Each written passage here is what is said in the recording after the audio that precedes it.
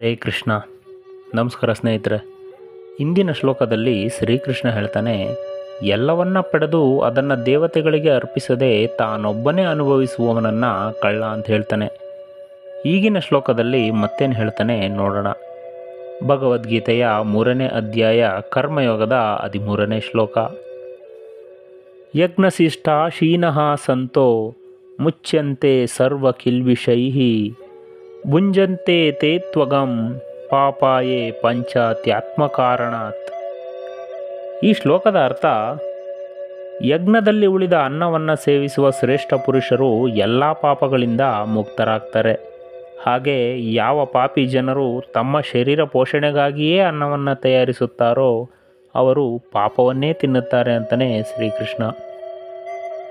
ಈ ಶ್ಲೋಕದ ಭಾವಾರ್ಥ, ನಾವು ಕೊಡದೆ ತಿಂದರೆ ಕಳ್ಳರು, ಆದ್ದರಿಂದ ಕೊಟ್ಟು ತಿನ್ನಬೇಕು ಅಂತಲೇ ಶ್ರೀಕೃಷ್ಣ. ದೇವತೆಗಳಿಗೆ ಯಜ್ಞ ರೂಪದಲ್ಲಿ ಕೊಟ್ಟು ಉಳಿದಿರುವ ಪದಾರ್ಥಗಳನ್ನು ನಾವು ತಿಂದರೆ ನಮ್ಮ ಸಕಲ ಪಾಪಗಳು ಪರಿಹಾರವಾಗುತ್ತೆ. ಅಂದರೆ ಯಜ್ಞವನ್ನು ಮಾಡಿ ಆದಮೇಲೆ ಏನು ಉಳಿಯುವುದೋ ಅದೇ ಪವಿತ್ರವಾದದ್ದು. ಇಲ್ಲಿ ಆಹಾರವನ್ನು ಮಾತ್ರ ದೇವರಿಗೆ ಕೊಡು ಅಂತ ಹೇಳಿಲ್ಲ, ಅದು ತುಂಬ ಸಣ್ಣ ಅರ್ಥ ಆಗಿಬಿಡುತ್ತೆ. ನಾವು ಯಾವುದನ್ನು ಪಡೆದಿರುವೆವೋ ಅದು ಅಧಿಕಾರವಾಗಬಹುದು, ಪಾಂಡಿತ್ಯವಾಗಬಹುದು, ಅಥವಾ ಇನ್ನೂ ಹಲವಾರು ವಸ್ತುಗಳಾಗಬಹುದು.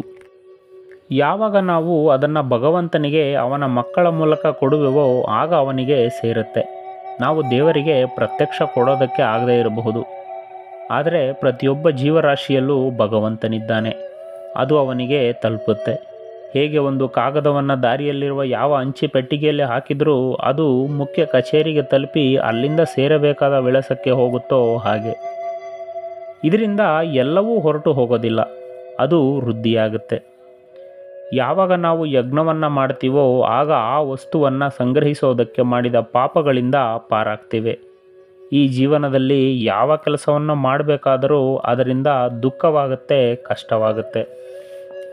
ಆದರೆ ಯಜ್ಞಕ್ಕಾಗಿ ಅದನ್ನು ಮಾಡಿದಾಗ ನಾವು ಆ ದೋಷದಿಂದ ಪಾರಾಗ್ತೇವೆ. ಯಜ್ಞ ದೃಷ್ಟಿ ಅನ್ನೋದು ಜ್ವಾಲೆಯಂತೆ ಪಾಪವನ್ನೆಲ್ಲ ಸುಟ್ಟು ಭಸ್ಮ ಮಾಡುತ್ತೆ. ಹೇಗೆ ಅಂದರೆ, ಶಸ್ತ್ರಚಿಕಿತ್ಸೆ ಮಾಡೋಕ್ಕೂ ಮುಂಚೆ ಅದಕ್ಕೆ ಸಂಬಂಧಪಟ್ಟ ಉಪಕರಣಗಳನ್ನು ಬಿಸಿ ನೀರಿನಲ್ಲಿಟ್ಟು ಚೆನ್ನಾಗಿ ಕುದಿಸ್ತಾರೆ. ಯಾಕೆ ಅಂದರೆ ಅವುಗಳಲ್ಲಿ ಅಂಟುಕೊಂಡಿರುವ ಸೂಕ್ಷ್ಮ ಕ್ರಿಮಿಗಳು ನಾಶವಾಗಲಿ ಅಂತ. ಹಾಗೆ ನಾವೊಂದು ಕೆಲಸ ಮಾಡುವಾಗ ಅನಿವಾರ್ಯವಾಗಿ ಹಲವು ಲೋಪದೋಷಗಳನ್ನು ಮಾಡಿರ್ತೀವಿ. ಇವೆಲ್ಲ ಯಜ್ಞದ ಮೂಲಕ ಪರಿಶುದ್ಧವಾಗಿ ಹೋಗುತ್ತೆ. ಹಲವು ದೋಷಗಳು ಹೇಗೆ ಬರುತ್ತೆ ಅಂದರೆ, ನಾವು ನಮ್ಮ ಸಲುವಾಗಿಯೇ ಅಡುಗೆ ಮಾಡಿದರೆ ನಾವು ತಿನ್ನೋದು ಆಹಾರವಲ್ಲ, ಪಾಪ ಅಂತಲೇ ಶ್ರೀಕೃಷ್ಣ. ನಮ್ಮ ಕಾರಣಕ್ಕಾಗಿ ನಮಗಾಗಿ ನಾವು ಅಡುಗೆ ಮಾಡಿ ದೇವರಿಗೆ ತೋರಿಸದೆ ನಾವು ತಿಂದರೆ ನಾವು ತಿನ್ನೋದು ಆಹಾರವಲ್ಲ, ಅದು ಪಾಪವನ್ನು ತಿಂದ ಹಾಗೆ. ತುತ್ತು ತುತ್ತಿಗೂ ಪಾಪ ಪರಿಹಾರವಾಗಬೇಕಾದರೆ ದೇವರ ನೈವೇದ್ಯವನ್ನು ತಿನ್ನಬೇಕು. ನಾವು ಆಹಾರವನ್ನು ಸಿದ್ಧಪಡಿಸಬೇಕಾದರೆ ಅನೇಕ ವಿಧದ ಹಿಂಸೆ ಮಾಡಿರ್ತೀವಿ. ತರಕಾರಿ, ಸೊಪ್ಪು, ಅಕ್ಕಿ, ಧಾನ್ಯ ಇವುಗಳಲ್ಲೂ ಸಹ ಅನೇಕ ಜೀವಗಳಿವೆ. ಅವುಗಳನ್ನು ಬೇಯಿಸೋದ್ರಿಂದ, ಕತ್ತರಿಸಿರೋದ್ರಿಂದ, ಕಿತ್ತೋದ್ರಿಂದ ಅಲ್ಲಿರುವ ಜಂತುಗಳಿಗೆ ಹಿಂಸೆಯಾಗುತ್ತೆ. ಆ ಹಿಂಸೆಯ ಪರಿಹಾರ ಆಗಬೇಕು. ಆ ಹಿಂಸೆಯ ಪಾಪ ತೊಳೆದು ಹೋಗಬೇಕಾದರೆ ದೇವರ ಮುಂದೆ ಆಹಾರ ಇಟ್ಟು ಕೃಷ್ಣಾರ್ಪಣ ಅಂತ ಭಗವಂತನಿಗೆ ಅರ್ಪಣೆ ಮಾಡಿ ತಿಂದರೆ ಪಾಪ ಪರಿಹಾರವಾಗುತ್ತೆ. ಅದನ್ನು ಮಾಡದೆ ನಮ್ಮ ಇಷ್ಟದ ಹಾಗೆ ಮಾಡಿದರೆ ನಾವು ತಿನ್ನೋದು ಆಹಾರವಲ್ಲ, ಪಾಪವನ್ನು ತಿಂತೇವೆ ಅಂತಲೇ ಶ್ರೀಕೃಷ್ಣ. ದೇವರು ನಮಗೆ ಕೊಟ್ಟ ಆಹಾರವನ್ನು ನಾವು ಉಪಯೋಗಿಸುವ ಸೌಲಭ್ಯ ಬರಬೇಕಾದರೆ ಅದನ್ನು ದೇವತೆಗಳಿಗೆ ನಿವೇದನೆ ಮಾಡಿ ತಿನ್ನಬೇಕು. ಇದೊಂದು ಕೃತಜ್ಞತೆ, ಜೊತೆಗೆ ನಮ್ಮ ಪಾಪ ಪರಿಹಾರ. ಇದಕ್ಕೆ ನಮ್ಮ ಹಿರಿಯರು ಊಟ ಮಾಡುವಾಗ ನಮಸ್ಕಾರ ಮಾಡಿ ತಿಂತಾಯಿದ್ರು. ನಮಗಿದೆಲ್ಲ ತಿಳಿದಿರಲಿಲ್ಲ. ಇನ್ಮೇಲೆ ಆಹಾರ ತಿನ್ನೋ ಮೊದಲು ಅದಕ್ಕೆ ಕೃತಜ್ಞತೆ ಹೇಳಿ ನಮಸ್ಕಾರ ಮಾಡಿ ತಿನ್ನೋಣ.